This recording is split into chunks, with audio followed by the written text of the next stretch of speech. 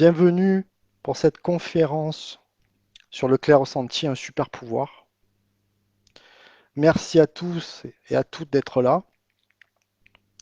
J'espère que ça ne coupera pas. Donc, je vais reprendre ce que je disais. Le clair ressenti, un super pouvoir. Qu'est-ce que le clair ressenti? Pour comprendre ce qu'est le clair ressenti, il faut comprendre ce que c'est une capacité extrasensorielle. La capacité extrasensorielle, c'est la capacité qu'a l'un de nos cinq sens, le toucher, la vue, l'odorat, etc., à obtenir une information par-delà l'espace et le temps. C'est ça qui est fascinant, c'est-à-dire qu'en fait, il n'y a pas d'un côté nos cinq sens et de l'autre des capacités extrasensorielles. Tout cela n'est qu'un continuum de plus en plus raffiné, de plus en plus fin, de plus en plus subtil sur le monde et les informations que l'on peut obtenir dessus. Voilà, d'un côté, il n'y a pas la nature et de l'autre côté, le surnaturel. Il y a le monde, de plus en plus fin, de plus en plus raffiné. En fait, tout le monde a des capacités extrasensorielles, mais elles dorment plus ou moins. Parce que pour X raisons, parce que culturellement, ça n'est pas admis, parce que ça fait toujours peur d'avoir des ressentis parfois sur nous, le monde, des images qui nous viennent pour les gens qui sont clairvoyants, des flashs de voyance, des choses comme ça. Euh, Ça peut faire peur, ou on ne sait pas ce que c'est. Du coup, on préfère refermer le clapet et se dire, bah, c'est pas grave, en fait, je laisse tomber. Moi, c'est souvent le cas quand j'ai des personnes qui viennent me voir, des clients qui me font un appel à moi et me disent, mais en fait, moi, j'avais des ressentis de clairvoyance ou de clair-ressenti quand j'étais enfant, puis ça s'est arrêté à 8, 10, 12 ans. En fait, c'est souvent l'âge de raison, au moment où on arrive vraiment à l'école, où on se fait vraiment des copains, où on veut être admis socialement. Et comme on est dans une société matérialiste, qui est en train de mourir d'ailleurs, hein, la vision matérialiste issue du XVIIIe siècle, bah en fait, pour se faire accepter, on est obligé de cacher tout ça. Moi, le premier, c'est-à-dire que moi, quand j'étais jeune, pendant très longtemps, j'ai toujours été quelqu'un d'intuitif, mais pour moi, ça n'allait pas plus loin que ça. C'est un côté un peu amusant, quoi, d'être intuitif, mais je me rendais pas compte que d'utiliser ça en conscience, ça pouvait me changer la vie. Ça pouvait euh, ouvrir le champ des possibles à des niveaux pas possibles, en fait. Rebonsoir tout le monde, hein. Merci. Merci d'être là. Je suis ravi. Oui, comprendre donc que une capacité extrasensorielle, c'est la capacité qu'a nos sens, un de nos cinq sens, à obtenir une information subtile par-delà l'espace et le temps. Par-delà l'espace, puisqu'en fait, en soi, ni l'espace ni le temps n'existent, ce sont ce que j'appelle des illusions persistantes. Illusions parce que quand nous lançons une expérience dans la matière que nous incarnons, il faut bien créer les conditions pour croire. C'est comme dans un jeu, quoi. Si on vous dit que vous êtes dans un jeu, vous n'allez pas y croire, vous n'allez pas jouer le truc à fond. Donc, on crée des illusions par notre perception que la 3D est l'absolue finitude, qu'il n'y a rien d'autre au-delà de la 3D, alors qu'en fait, il y a plein de dimensions, hein. Et que le temps, c'est linéaire, alors que le temps n'est pas linéaire en soi. Mais c'est une illusion obligatoire et persistante pour vivre l'expérience de la matière.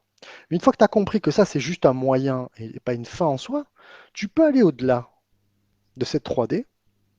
Et grâce à ton âme conscience qui est toujours connectée par-delà l'espace et le temps, elle peut te permettre d'accéder à des informations sur toi, sur le monde extérieur, des personnes, des lieux, des événements, par-delà l'espace, donc en présentiel ou à distance, mais aussi par-delà le temps. C'est-à-dire que tu peux obtenir une information présente sur un événement ou une personne passée ou sur un futur potentiel, puisque les futurs sont potentiels. Tous les futurs sont déjà écrits, mais à chaque instant, en fonction de nos choix individuels et collectifs, nous modifions le scénario.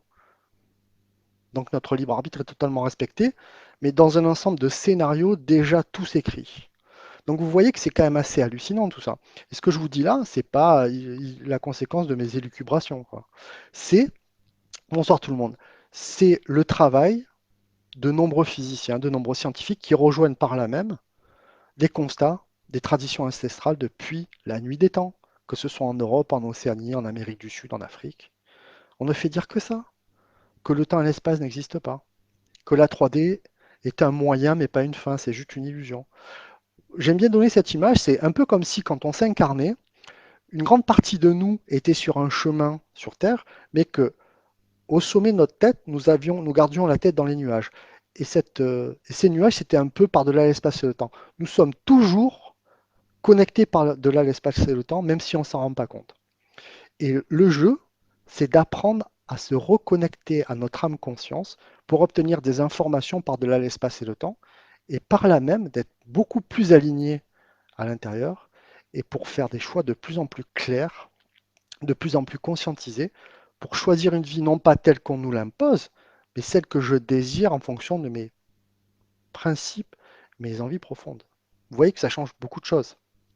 Alors évidemment, comment j'en suis arrivé là? Eh bien en fait, en 2016, j'ai vécu un éveil de conscience assez brutal, hein. J'ai pardonné, j'allais dire, à quelqu'un qui était décédé dans ma famille, à qui j'avais pas pardonné avant. Et en fait, ça a généré un peu comme une ouverture à l'intérieur. Ça a créé une sorte de crash énergétique.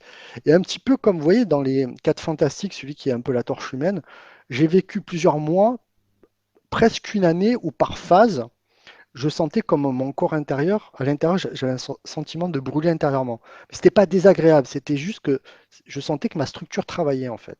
Et il y avait des phases plateaux qui duraient un certain temps où je sentais que j'intégrais ces informations nouvelles.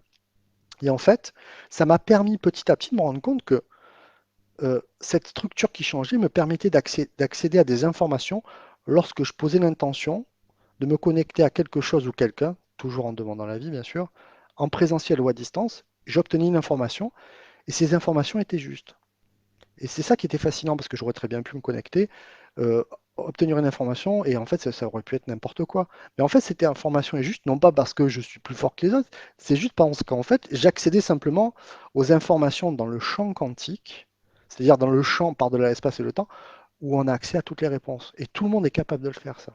La seule chose, c'est que moi j'ai pris conscience qu'en fait, en conscientisant ce que je faisais, en posant une intention claire, j'avais l'info. Tu poses la question et ton être profond a la réponse. Parce que toutes les informations sur le monde, sur l'univers, est déjà là. Et c'est ça qui est fascinant. Ouais, la connexion, elle est peut-être mauvaise. Bah. Après, je sais que parfois sur Facebook, c'est un peu pénible. Ça saute un peu. Bon, c'est la première fois que j'ai un live qui saute, mais bon, on va faire avec. Alors, une fois que tu accèdes à ce clair ressenti, donc cette capacité à effectuer un toucher éthérique, c'est-à-dire à obtenir une information en touchant avec, j'allais dire, avec tes mains subtiles, un objet, une personne si elle te l'a demandé pour obtenir une info, un lieu, par-delà l'espace et le temps, donc en présentiel, à 100 mètres, à 100 km, à l'autre bout du monde. Et, et ce toucher est éthérique, c'est-à-dire que c'est au-delà de l'énergie, c'est ce qu'on appelle la vacuité. C'est l'essence qui est au-delà de la substance. C'est un petit peu la structure de l'univers. Je prendrai l'image un peu pour une maison de sa charpente. C'est ça l'éther. C'est un toucher éthérique. Et tout le monde est capable de le faire, on va le voir. Donc ça, c'est fascinant. Et une fois que tu commences à accéder à ces informations sur le clair ressenti, tu peux accéder à des niveaux de plus en plus profonds. Le premier niveau, c'était le niveau auquel je m'étais connecté au tout début, c'est-à-dire le côté fun, le côté amusant en fait. Tu as des infos qui te viennent, tu te connectes, hop, c'est un côté presque un peu Marvel, quoi, tu vois. Et il faut le garder cet esprit-là, parce que c'est un côté très, très ludique, très enfantin. C'est marrant, quoi, à faire. Le niveau plus profond, plus élevé, si tu veux, c'est quand tu prends conscience que tu peux agir sur toi et sur le monde extérieur et que des gens font appel à toi, comme c'est le cas aujourd'hui quand quelqu'un m'appelle pour le rééquilibrer énergétiquement ou qu'on m'appelle pour rééquilibrer un lieu, c'est que tu sais que tu peux agir en conscience sur quelque chose ou quelqu'un, un être humain, un animal, un objet, un lieu, en présentiel ou à distance, puisque 99% de mes interventions se font à distance et ça ne change strictement rien puisque l'énergie se fiche totalement de la distance. À partir du moment où tu poses l'intention, à l'instant même où tu as posé l'intention, l'énergie est partie. Tu n'as même pas besoin de faire un geste en fait. Si je fais des gestes en clair ressenti, c'est parce que je suis un être humain et que j'ai besoin encore de faire ça. Et puis parce que qui te paierait pour que tu regardes une personne pendant 30 minutes sans rien faire, sans bouger. Et tu pourrais très bien rééquilibrer énergétiquement une personne ou un lieu juste par le principe de l'intention sans faire aucun geste. Voilà. Oui, je le précise, n'hésitez pas à poser vos questions au fur et à mesure sur les thématiques, hein, si vous avez des interrogations à ce niveau-là, n'hésitez pas. Et à un niveau encore plus élevé, tu vas te rendre compte qu'en fait, tu vas pouvoir agir. œuvrer sur l'énergie comme un magicien en fait. Parce que c'est quoi un magicien? C'est quelqu'un dont la magie, c'est-à-dire que ton âme conscience agit. Voilà. Alors Dorothée, je n'ai rien demandé, ça m'est juste tombé dessus et je suis en compréhension. Je suis un peu perdu. Alors en fait,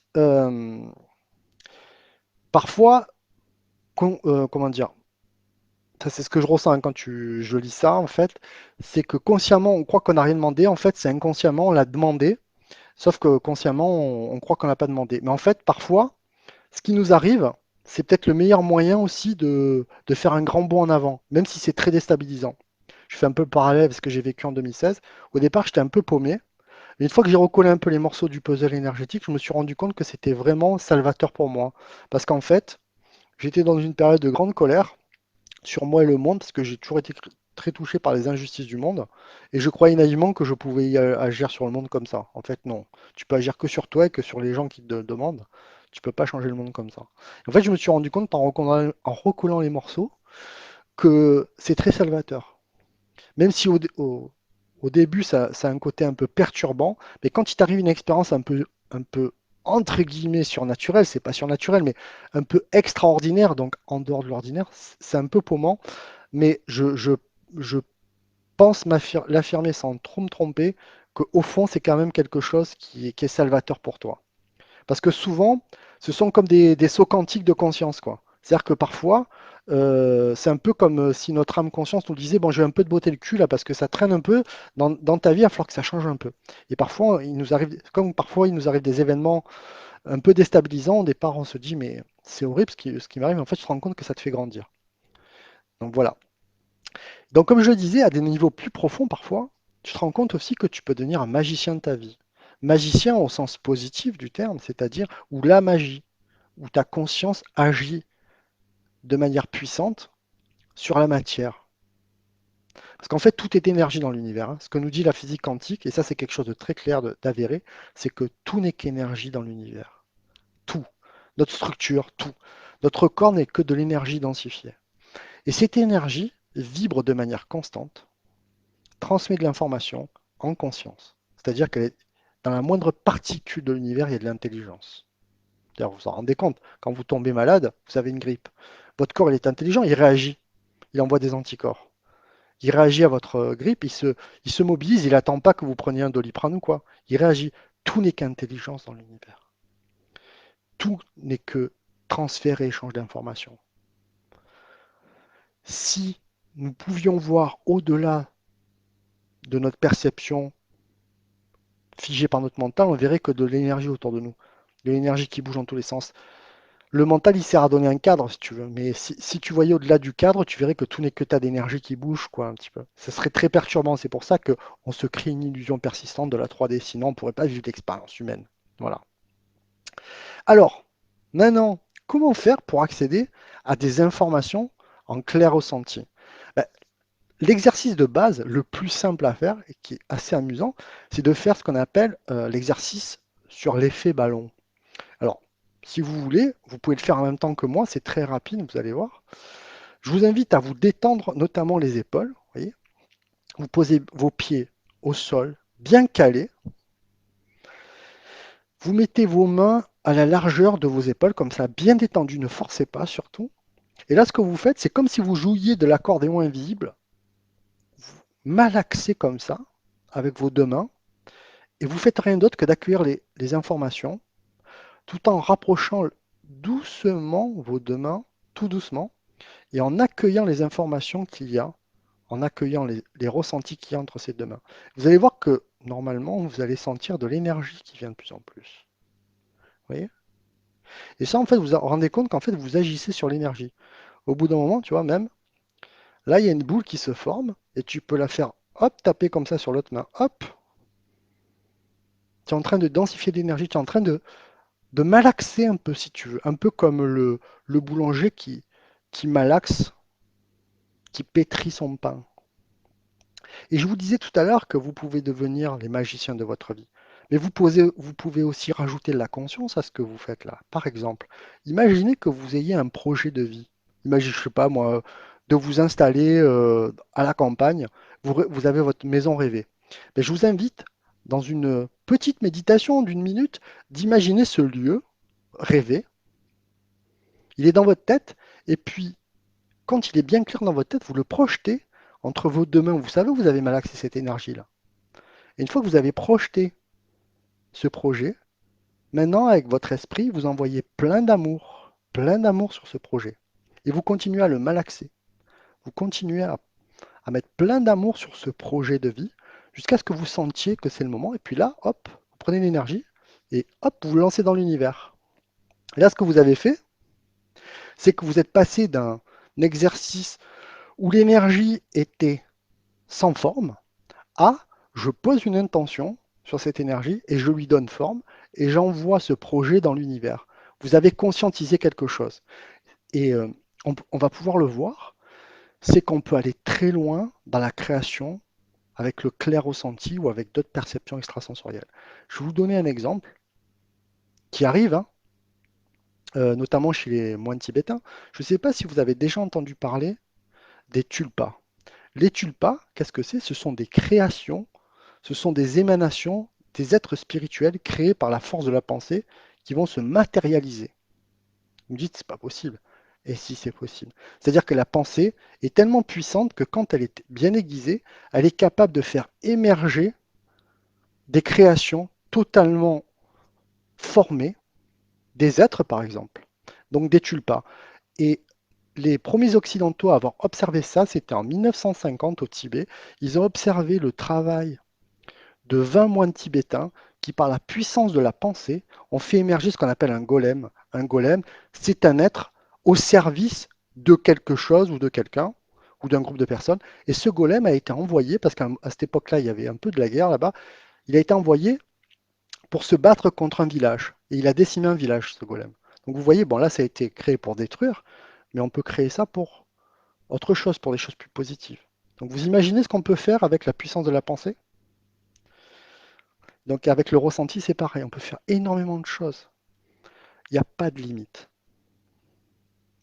Alors, deuxième exercice, ça aussi c'est très important, ça va vous permettre de commencer à vous connecter à vous et à comprendre votre propre code du clair ressenti. Comment vous vous parlez à vous-même? Parce que c'est très important. Tout à l'heure, vous allez voir, quand vous allez, par exemple, demain ou après-demain, vous allez faire un tour et vous allez vous amuser à vous connecter à quelque chose. Comment vous allez faire pour savoir si ce quelque chose est positif ou négatif pour vous? Comment faire pour savoir si c'est oui ou c'est non? Eh bien, on va le voir ensemble. Alors, comment définir le oui en clair ressenti? C'est très simple. Moi, je me prénomme Fabrice, dans cette incarnation. Donc, je vais poser la question suivante. Je, je me détends, donc les épaules bien relâchées, les pieds bien au sol, bien ancrés. Je me remets mes mains largeur des épaules comme ça, et je pose la question, est-ce que je me prénomme Fabrice? Et là, je rapproche mes mains tout doucement. Et j'accueille les ressentis. Eh bien moi, dès que je rapproche mes mains, je sens que ça bloque, comme s'il y avait un blocage énergétique. Eh bien pour moi, dans mon code personnel, ça veut dire oui. Dans l'immense majorité des cas, sur 100 personnes, 80-90 personnes vont avoir la même réaction.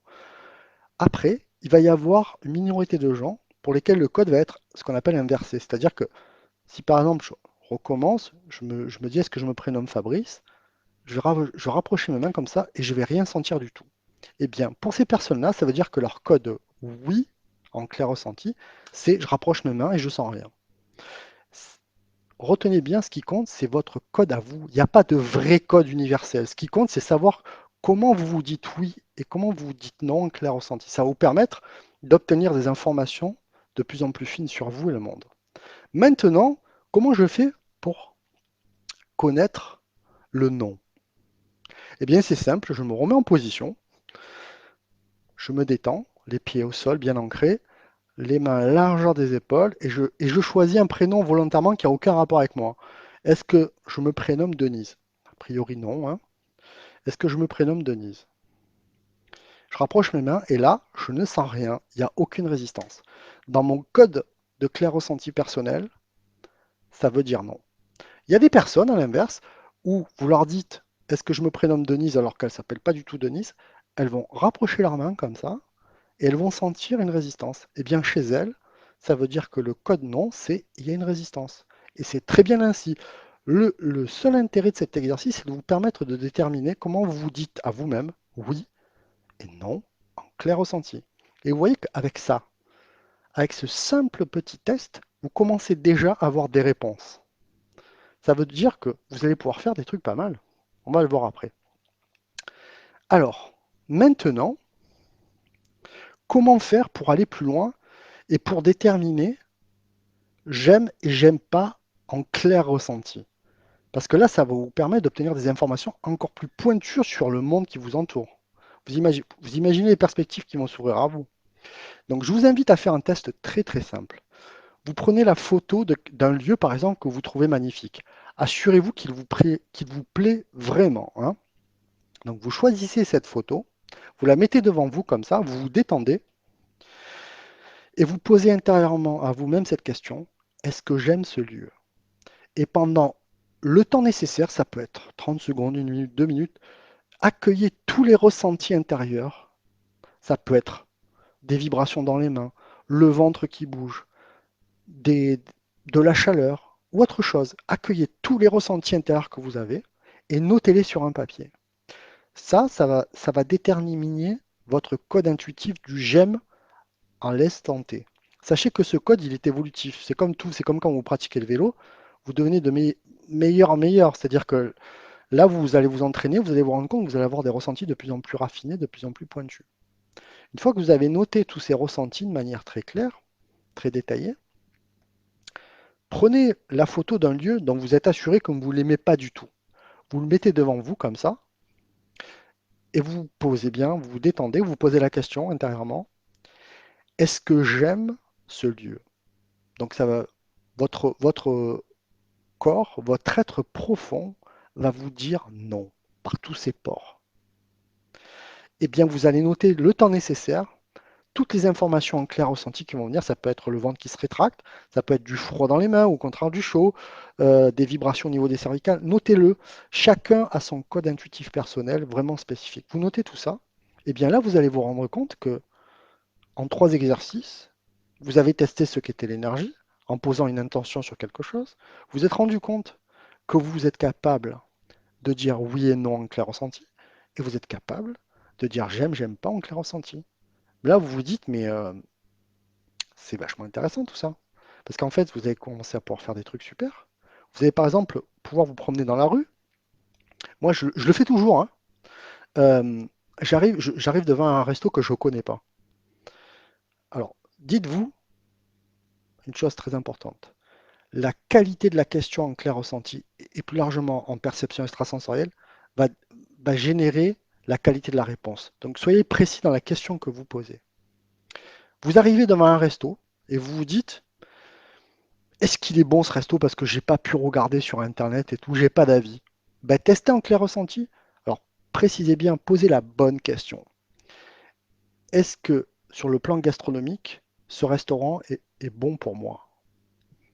Vous testez, oui ou non? Vous accueillez. Chez moi, le oui, c'est quand ma main, mes deux mains comme ça, se bloquent avec de l'énergie.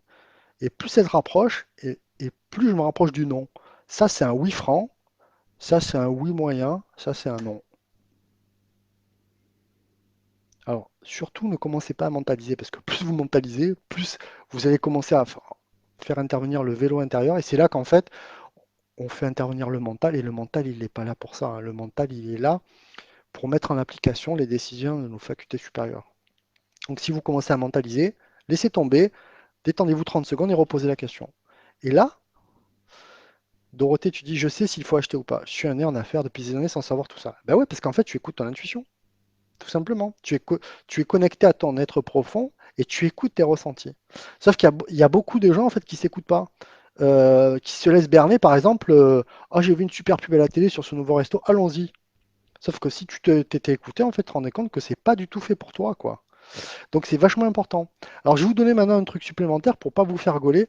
Bon après moi personnellement, même quand je fais mes courses à Intermarché ou quoi ou ailleurs, enfin les rares fois où je vais dans les supermarchés, ça m'est totalement égal de faire ça, même si les gens me voient, je m'en fous complet. Mais je vais vous montrer un truc, un niveau encore plus profond, en clair ressenti, pour poser une question de manière plus discrète. Est-ce que par exemple cet aliment est bon pour moi? Si vous voulez pas faire ça, vous pouvez le faire avec vos doigts comme ça. Est-ce que cet aliment est bon pour moi? Oui, il est bon pour moi. Est-ce que celui-là, il est bon? Non, ça bloque pas. Vous voyez, vous pouvez le faire comme ça aussi. C'est un, c'est un classique, ça, hein. Donc c'est beaucoup plus discret, et vous posez la question et vous l'avez.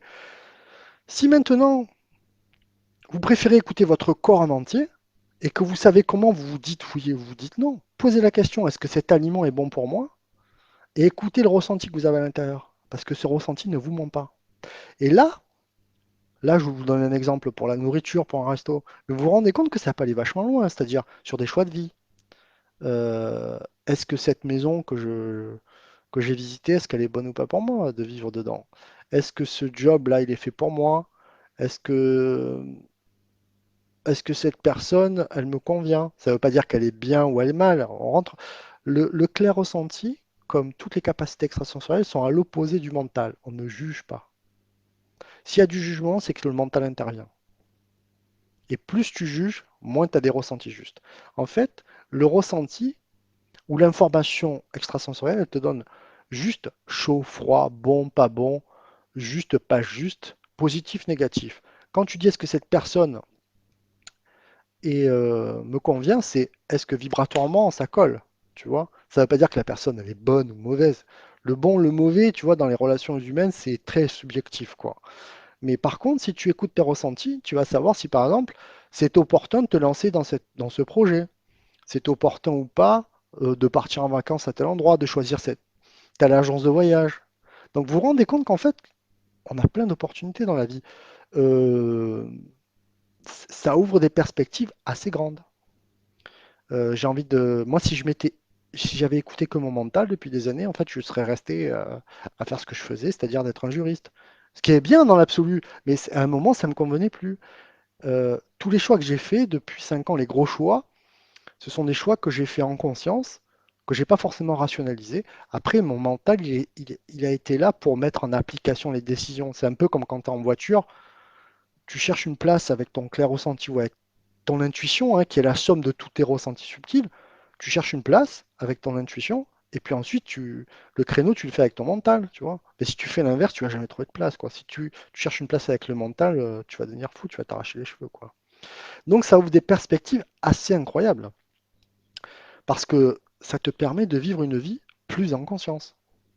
Ça te permet très simplement de faire des choix beaucoup plus conscientisés sur ce que tu veux manger, sur ce que tu veux boire, le film que tu vas aller voir ou pas, le choix de fringues, le choix de vie.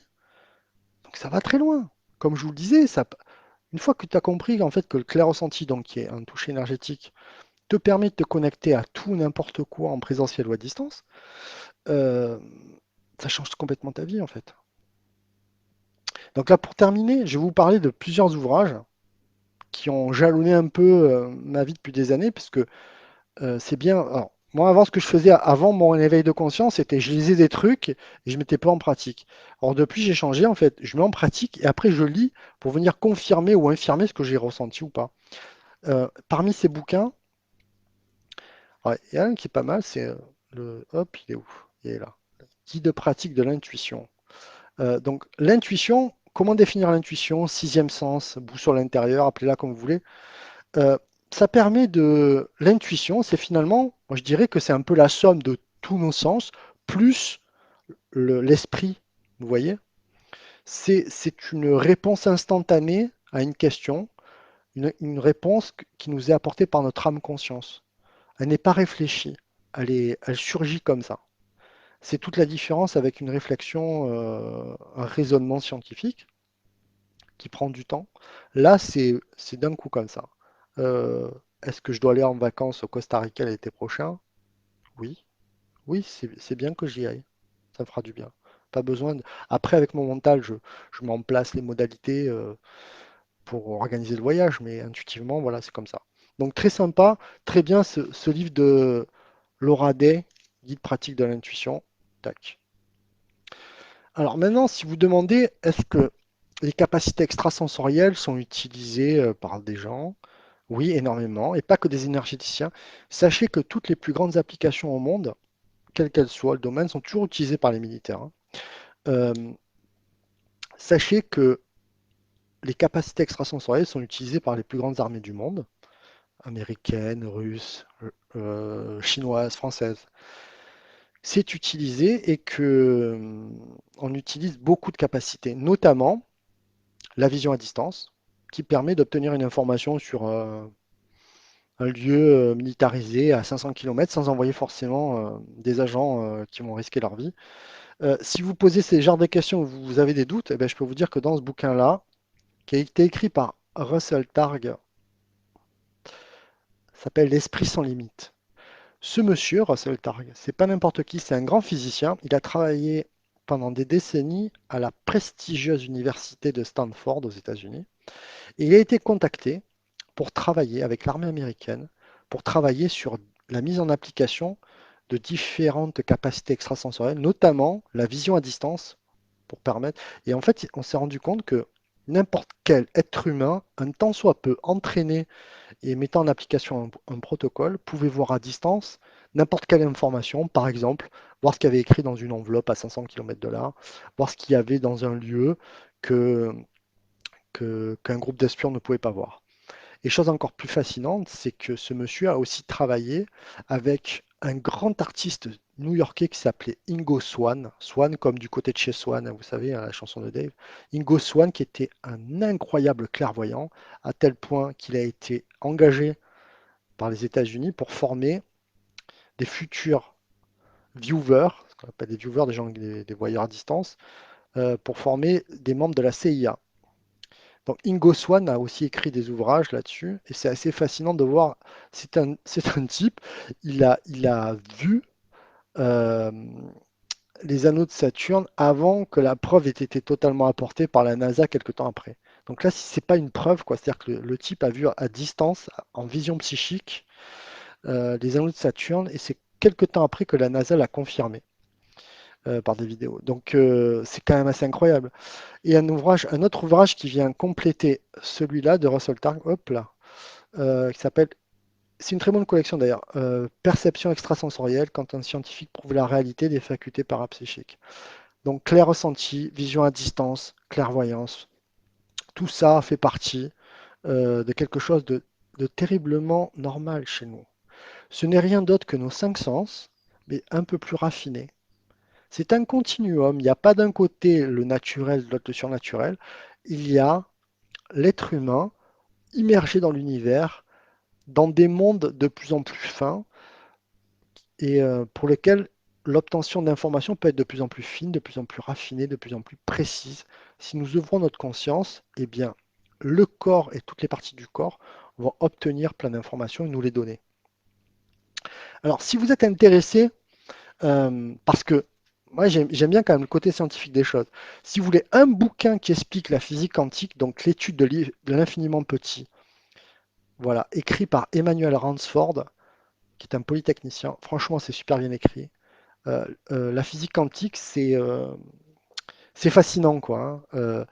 La notion de non-localité. La non-localité qui a été démontrée en physique quantique, c'est le fait que les phénomènes sont par-delà l'espace et le temps. La notion d'intrication quantique, qui montre que deux particules qui appartiennent à un même corps, quand vous les séparez, qu'elles soient séparées de 1 centimètre, 100 mètres, 100 km ou 1000 mètres, quand vous en sollicitez une, l'autre réagit. C'est-à-dire que les corps connectés entre eux échangent de l'information quelle que soit la distance. Donc quand vous êtes connecté à quelqu'un, que vous aimez ou que vous n'aimez pas, hein, eh bien en fait vous échangez de l'info. C'est ce que fait le thérapeute en fait en distance, c'est que lui il fait simplement ça en conscience. Mais quand vous discutez avec quelqu'un, vous échangez, quand vous discutez avec Tati Simone qui est à l'autre bout de la France, même si vous ne le conscientisez pas, vous échangez de l'info. La seule chose que vous faites quand vous œuvrez sur vous-même en tant que clair-ressentant, c'est que vous mettez de la conscience sur ce que vous faites. Et quand tu fais un rééquilibrage énergétique d'une personne à distance, ce n'est rien d'autre qu'un échange d'informations, mais conscientisé. C'est-à-dire que c'est comme si tu envoyais un laser avec ton intention sur ce que tu fais. Tu te perds plus en, en informations à droite à gauche, tu te concentres sur quelque chose. Tu te concentres par exemple sur les chakras à rééquilibrer, sur une blessure, par exemple au niveau de l'épaule, sur d'autres points.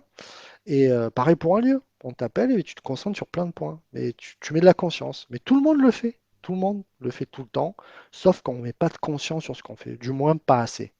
Voilà. Et un bouquin aussi qui est vraiment fascinant, alors qui a été écrit par un grand initié qui s'appelait Franz Bardon. Et le bouquin s'appelle Hop, hop, hop, il est où? Le chemin de la véritable initiation magique. Alors il n'y a rien de négatif, c'est vraiment un cheminement intérieur. C'est pas du tout de la magie sombre ou quoi, c'est au contraire ce qu'on appelle de la magie blanche. C'est simplement de travailler soit en soi, sur soi, et avec le monde qui nous entoure, pour découvrir les lois qui nous entourent et travailler en conformité avec ces lois. Par exemple, travailler sur les énergies dans l'aspect du libre arbitre des gens. Parce qu'il y a une chose très très importante à reconnaître et à comprendre et à retenir, c'est que plus tu accèdes à des informations sur le monde et sur toi-même, plus ça t'engage à des responsabilités. Tu ne peux pas faire n'importe quoi. Ou si tu le fais, ça va te revenir dans la figure. Parce que l'univers est fait de telle manière que c'est un peu comme si tu faisais une partie de squash. La qualité de la balle qui revient va dépendre de la qualité de ton envoi. C'est-à-dire, si tu tapes n'importe comment contre le mur, la balle va revenir n'importe comment. Si tu envoies du caca aux gens, à un moment, ça va te revenir le caca dans la figure. Donc ça veut dire que tu es responsable de tes actes et plus tu as accès à des informations, plus tu agis de manière consciente en tant que magicien, donc en tant que l'âme qui agit, et plus tu dois faire attention à ce que tu fais pour ne pas blesser les gens. Parce que après, moi je dis toujours aux gens, faites comme vous voulez, hein. Je ne juge pas, pas de morale, mais si tu commences à faire n'importe quoi, ben, à un moment, ça va te revenir en retour. Voilà, donc, pour résumer donc, le clair ressenti, cette capacité à obtenir une information par un simple toucher éthérique par-delà l'espace et le temps, est à la portée de tout le monde. Et plus vous mettez en pratique ces petits exercices que je vous ai montrés pour découvrir comment je travaille sur les énergies, comment j'obtiens le oui et le non intérieur, comment je développe mon code intuitif pour savoir comment je dis intérieurement j'aime, j'aime pas, et plus tu vas partir à la conquête et à la découverte de toi-même et du monde qui t'entoure. Et ça, je peux vous dire que ça vous change la vie parce que moi, depuis que j'ai eu cet éveil intérieur, ça m'a changé la vie vraiment, quoi. Vraiment. Je ne suis plus le même. Euh, Ça me permet d'avancer plus en conscience et plus en confiance. Ça me permet aussi, parce que comme tout être humain, parfois j'ai des doutes, mais quand je me recentre, je me rends compte qu'en fait, ce qui compte, c'est non pas ce qu'on me dit sur un phénomène, mais ce que je ressens moi sur un phénomène. Et par les temps qui courent, en fait, beaucoup de choses sont faites pour nous décentrer de nous-mêmes, pour perturber un petit peu nos ressentis, pour toujours nous perdre dans des peurs hypothétiques, sur des illusions à droite à gauche. Quand tu te ressens sur toi, eh bien c'est le plus important parce qu'il n'y a que toi qui sais ce qui est bon pour toi ou pas. Retenez bien ça, il n'y a que vous qui sachez si c'est bon ou pas pour vous. Voilà. Écoutez, je crois on arrive à la fin de cette conférence. J'ai été ravi. Si vous avez des questions, même post-conférence, n'hésitez pas à me les poser en MP sur le clair ressenti, sur des choses que vous vivez ou des questionnements que vous avez sur ce type de perception extrasensorielle, n'hésitez pas. Et je vous souhaite une excellente soirée. Je vous dis à très bientôt pour de nouveaux événements et une nouvelle conférence. Je vous remercie. Passez une très belle fin de soirée. Au revoir.